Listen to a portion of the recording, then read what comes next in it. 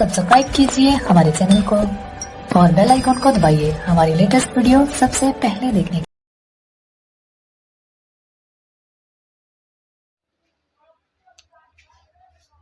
Hello hi students, I hope कि आप सब अच्छे होंगे। तो आज अपन स्टार्ट करेंगे एपीकल्चर या मधुमक्खी पालन देखेंगे आज की क्लास में। तो पढ़ते हैं आज की क्लास, टाइम नहीं गवाते हैं, एपीकल्चर देखेंगे। तो देखते हैं एपीकल्चर क्या होता है कि एपीकल्चर यानी कि मधुमक्खी का पालन क्या होता है। जो मधुमक्खी होती है, पालन मतलब बड़े पैमाने पर खेती करना, यानी कि किसकी, यहाँ पे क्या है, एपी यानी कि मधुमक्खी का पालन, बड़े पैमाने पे पालन करना क्या कहलाता है, एपीकल्चर कहलाता है। जो इसकी प्रजातियाँ पाई जाती हैं तो वो देखते हैं कौन कौन सी प्रजाति पाई जाती हैं। इसकी प्रजाति पाई जाती है एपिस डोर्सेटा। यह क्या होती है, यह बड़े आकार की होती है और शहद भी क्या होगा, अधिक मात्रा में प्राप्त होता है। लेकिन इसका पालन नहीं किया जाता है। क्यों नहीं किया जाता है? क्योंकि यह गुस्सेल होती है। गुस्सेल मतलब यह भड़क जाती है, काटने लग जाती है, डंक मारने लग जाती है। एपिस मेलिफेरा सेकंड, यह क्या होती है, यह मध्यम आकार की होती है। सामान्य से अधिक शहद प्राप्त होता है इसमें, इसलिए इसका क्या किया जाता है, पालन किया जाता है इसका। अब देखते हैं थर्ड, एपिस इंडिका। इसे भारतीय मधुमक्खी या भारतीय मोना मक्खी भी कहते हैं। इसमें मध्यम शहद प्राप्त होता है, यानी मीडियम मात्रा में। यह शांत स्वभाव की होती है, इसलिए इसका क्या कर सकते हैं, पालन भी कर सकते हैं अपन। एपिस फ्लोरा, यह क्या होती है, यह छोटे आकार की होती है। इससे बहुत कम शहद प्राप्त होता है, इसलिए इसका क्या नहीं किया जाता है, इसका पालन नहीं किया जाता है। यानी कि जिसमें बहुत कम मात्रा में शहद प्राप्त होगा तो उसका पालन करेंगे क्या, नहीं। देखते हैं क्लासिफिकेशन इसका। फाइलम आर्थ्रोपोडा में रखा गया है। सब क्लास है मैंडिबुलेटा, क्लास है इंसेक्टा, सब क्लास है पेट्रिगोटा, ऑर्डर है हाइमेनोप्टेरा, जीनस है एपिस, स्पीसीज है इंडिका। अब देखते हैं इसका मेथड ऑफ एपीकल्चर, यानी कि किस प्रकार से इसका पालन किया जाता है, कितने प्रकार से किया जाता है एपीकल्चर, मधुमक्खी का पालन। इसका दो प्रकार से किया जाता है पालन। फर्स्ट है प्राचीन विधि, सेकंड है आधुनिक विधि। प्राचीन विधि को ग्रामीण वाले काम में लेते हैं, जिसमें क्या करते हैं कि जो मधुमक्खी का छत्ता होता है उसके नीचे क्या कर देते हैं, आग जला के रख देते हैं और धुआं कर देते हैं, धुआं, जिससे क्या होती है कि मधुमक्खी के वह उड़ जाते हैं और बहुत से अंधे भी हो जाते हैं, तो नीचे गिर जाते हैं, जिनसे वह कुछ समय के लिए देख नहीं सकते हैं। और इस टाइप से वह जो शहद बचता है उसको तोड़ लिया जाता है। लेकिन जिस प्रकार से तोड़ लिया जाता है तो उसमें क्या होते हैं, अंडे भी होते हैं छत्ते में, तो वह भी मर जाते हैं। इसलिए जो शहद प्राप्त होता है वह अशुद्ध शहद प्राप्त होता है अपने को। अब देखते हैं सेकंड, आधुनिक विधि।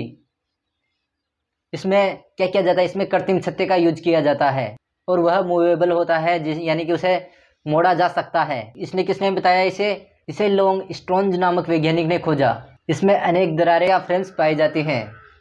तो देखते हैं इसके बारे में। इसमें कृत्रिम छत्ते का यूज किया जाता है।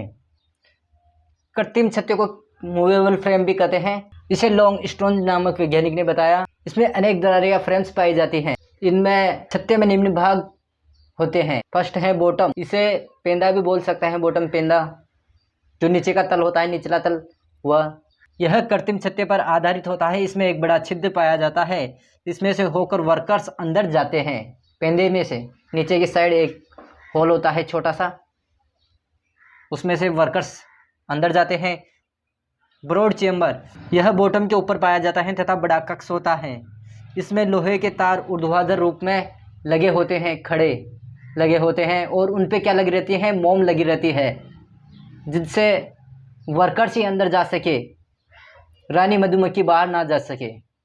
इसलिए उसमें क्या रहती है, ब्रॉड चैम्बर में रानी मधुमक्खी रखी जाती है, और इसे क्या बोलते हैं, ब्रॉड चैम्बर को रानी कक्ष भी कहते हैं। नोटिफिकेशन लेने के लिए, आगे क्लासें पढ़ने के लिए बेल आइकन पर प्रेस कर दीजिए, ताकि हमारी क्लासें आप तक पहुंच सके। आई होप कि आपको क्लास समझ में आई हो तो वीडियो को लाइक कर दे, अगर समझ में नहीं आई तो डिसलाइक कर दे, और चैनल पे नए हो तो सब्सक्राइब कर दीजिए।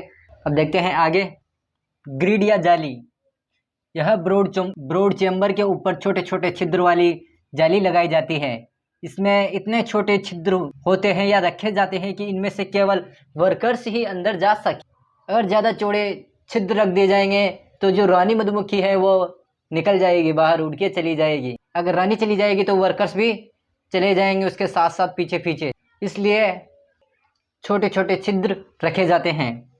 हनी चैम्बर, यह ग्रिड जाली के ऊपर होता है। इसमें ब्रॉड चैम्बर की तरह ही लोहे के तार ऊर्ध्वाधर रूप में लगाए जाते हैं, यानी कि जो हनी चैम्बर है वह ब्रॉड चैम्बर के ऊपर रखा जाता है तथा तारों पर मोम लगाया जाता है। बड़ा कक्ष होता है, इसमें शहद को एकत्रित किया जाता है, यानी कि हनी चैम्बर में किसको किया जाता है, शहद को एकत्रित किया जाता है। अपर चैम्बर, यह शहद कक्ष के ऊपर होता है। इसमें इतने छोटे छोटे छिद्र होते हैं कि जिनसे केवल वर्कर्स ही, अपर चैम्बर में भी केवल वर्कर्स ही ऊपर जा सकते हैं, वर्कर्स ही अंदर जाते हैं।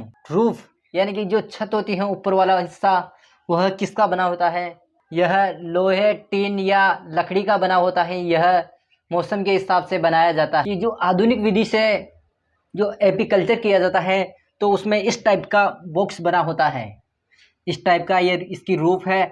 तो इसमें यह लोहे की, लकड़ी की बनाई जाती है सीजन के हिसाब से, मौसम के हिसाब से। और यह अपर चैम्बर है और यह हनी चैम्बर है। हनी चैम्बर में किसको रखा जाता है, रानी मधुमक्खी को रखा जाता है। अगर रानी मधुमक्खी उड़ के चली जाएगी तो सारे के सारे वर्कर्स और मेल ड्रोन्स उसके साथ में चले जाएंगे पीछे पीछे, तो यहाँ पे क्या बचेगा, सिर्फ छत्ता। इसलिए रानी मधुमक्खी को बाहर नहीं निकलने देते हैं, वह पास पास ये ऊर्ध्वाधर रूप में जाली लगाई जाती है।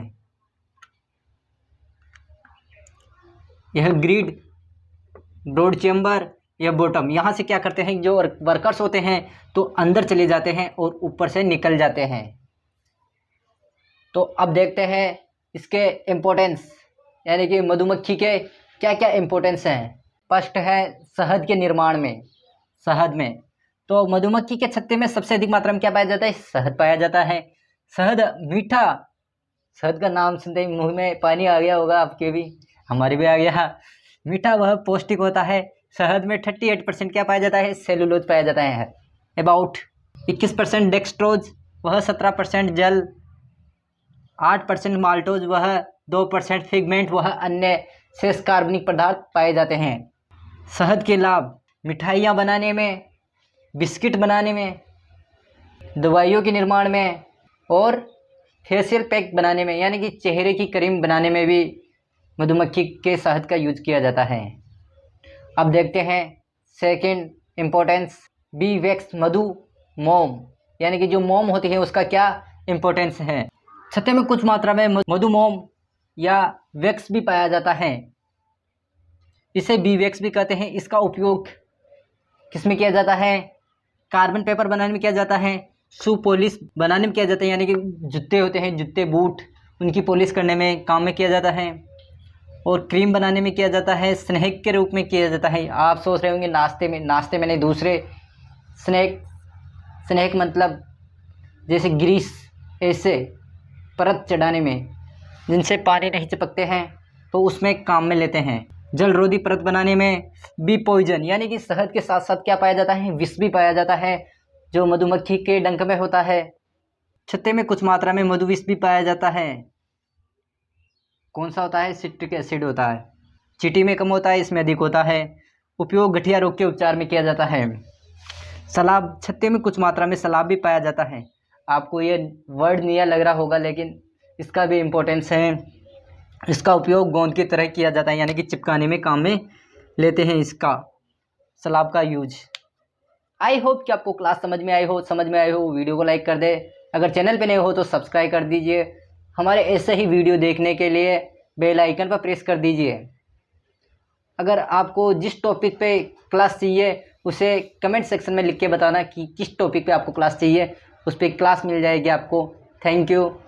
हंसते रहिए, मुस्कुराते रहिए, मौज करते रहिए। Thank you.